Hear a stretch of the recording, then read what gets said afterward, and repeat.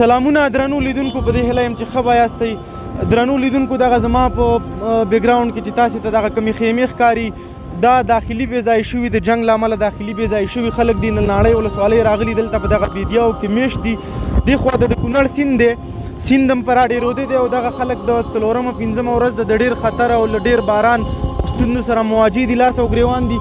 امنیتي ځواکونه راغلي دي او د دوی د ژغورنې لپاره تر څو خوندي ځایونو ته یې واستوي، ځکه دوی ډېر په بد وضعیت کې دي. تاسې کتلی شئ بیکګراونډ کې دغه دولتي موټرې ولاړې دي او دغه خلک خوندي ځایونو ته استئ. دغه دي نور هم د دوی لپاره خلک را روان دي، دولتي خلک را روان دي تر څو د دوی مرسته وکړي، خوندي ځایونو ته یې واستوي. ډېر زیات باران دی، د سیند امکان هم ډېر زیات دی چې را ډېر شي. نو همدلته یو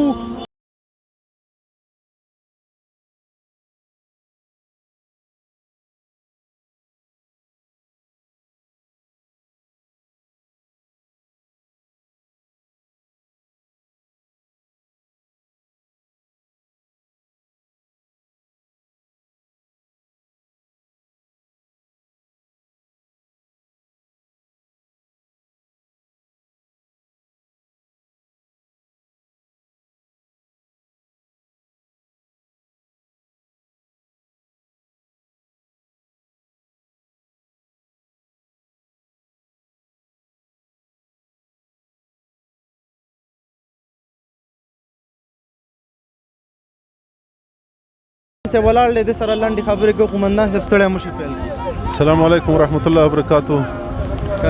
تاسې په خیر راغلی، خیرت خو به ډېره مننه.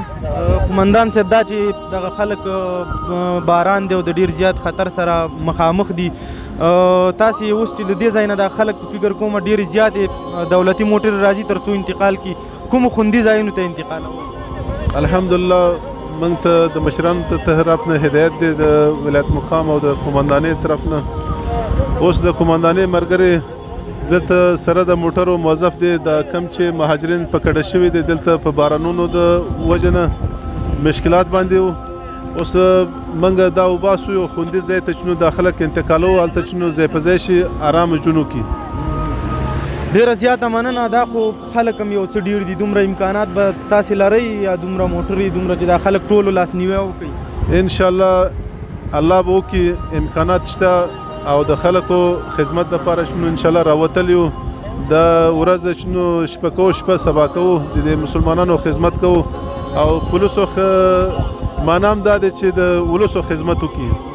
ډېره زیاته مننه قومندان صاحب، خدای توفیق درکړي او خدای هم په دغه خدمت کې بریالي ده. امین امین. ستاسو سره ډېره مننه. درنو لیدونکو، تاسې د قومندان صاحب خبرې واورېدلې.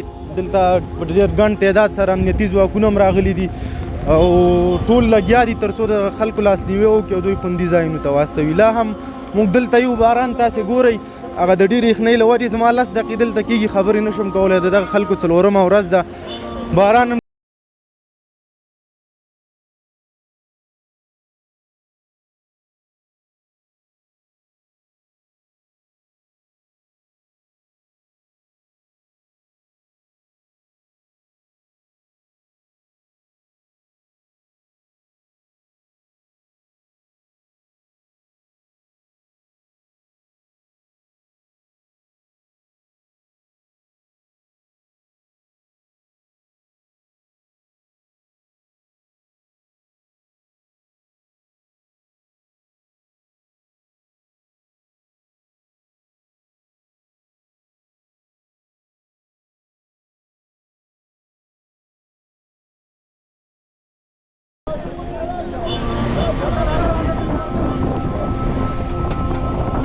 درنو لیدونکو، ته دغه خیمه لږه رانږدې که.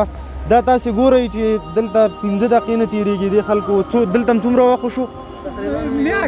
یو میاشت د دې خلکو دلته وشو. دغه 13 میاشت خو تاسې ته معلومات دی چې څنګه بارانونه و، څه حالات و، دوی به دلته شپې څنګه سبا کړي. حتما ماشومان او زنانه به هم تاسې سره وي. نو ډېر یو بد حالات دی. کاکا ته ستړی مه شي. څنګه یې کاکا؟ نوم دې څه دی؟ غلام سخي. د ناړۍ ولسوالۍ. څومره وخت مخکې دلته راغلی؟ یو میاشت هم کېږي. یو میاشت هم کېږي. اوس خو بارانونه بیخي شدت یې اخیستی او امکان دی دغه سیند هم راډېر شي. تاسې خو 10 متره فاصله لرئ له سیند سره. اوس امنیتي ځواکونه راغلي، څه وایي چې چېرته مړو؟ بس چې تا ته معلومات شته دا چیرته اوس دا خلک چې امنیتي ځواکونو پورته کړه چیرته منډکول ته وړو هلته هغه تعمیر دا تعمیر له وړو جنت تر څو دغه باران نه خوندي شو او باران نه خوندي شو کله باران ودرېدو بیرته بیا وایي خپلو خیمو له به راځئ نورې د سید لازمي کومې مرستې تاسو سره شوي دي او شوي دي بس خدای دې وطنوالو له حکومت له ټولو له وس ورکړي دغه خلک د ډیر لاسنیوي وړ دي دلته دلته خو څوک نه وي ته دا راوله کیمرامین صاحب ته دا د دوی دغه ترپال لی خیمه هم نه له ترپال نه خیمې حتما دغه ترپال لی ملګرو دا تاسې ګورئ په دې کې دوی یوه میاشت تېره کړې ده او ډېر بد وضعیت دی نو خدای دې وکړي هېڅ نه بس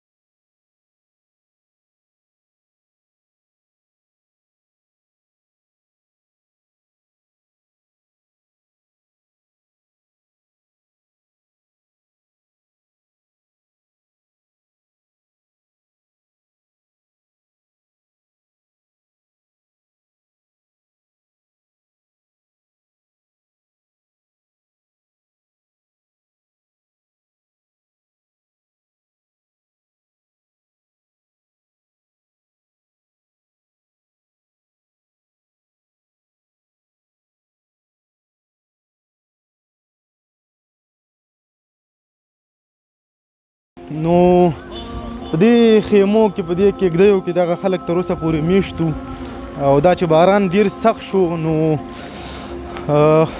معلومه شوه هر سړي ته چې خلک په پخو کورونو کې وو په هغوی باندې باران سخت شو نو حتما دې خلکو باندې به څه حالات تیر شوي نو ښه خبره دا شوه چې امنیتي مسؤلین راغلي دي او د دوی خوندي ځایونو ته لیږدوي دغه تاسې موټر یې وکتلې د امنیتي ځواکونو کانټینرونه هم راغله دوی خوندي ځایونو ته لیږدوي دغه تاسې وګورئ درنو ملګرو دا لږ راوله دا ځای پکې دغه ځای د شپې د سبا کولو نه دی په دې باران په دې جاکړ په دې سیلابونو په دې حالات کې دلته ولاک ډېره مجبوري نه څوک دلته نه پاتې کېږي بیا هم وطنوال هم دي او امنیتي ځواکونه هم دي ټول لاس په کار دي تر څو دوی خوندي ځایونو ته ولېږدئ او خدای دې وکړي چې دغه پروسه زر پای ته ورسېږي او دغه ټول خلک خوندي ځایونو ته لاړ شي او یو یادونه دا د مرورې